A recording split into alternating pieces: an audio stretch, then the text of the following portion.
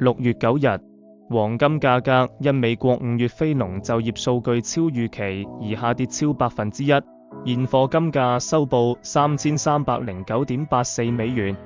黃金價格短期或在3300到3400美元區間震盪，但市場韌性和長期上行趨勢依然穩固。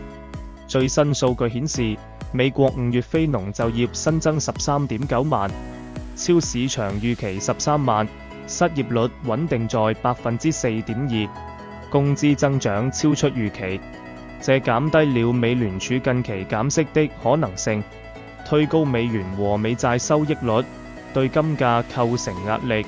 週三6月11日的5月 CPI 數據將成為焦點，若 CPI 偏熱將推高美元，進一步壓制金價；若偏軟則可能助推金價上行。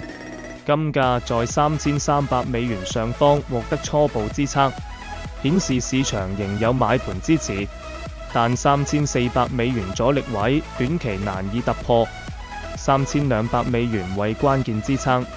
投資者在較低價位增持黃金，認為長期上行趨勢不變，央行購金和美元走弱將持續支撐金價。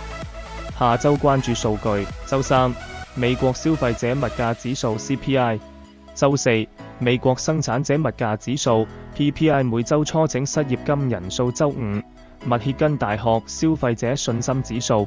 投資者需密切關注下周 CPI 數據及貿易政策動向，以判斷金價短期走勢。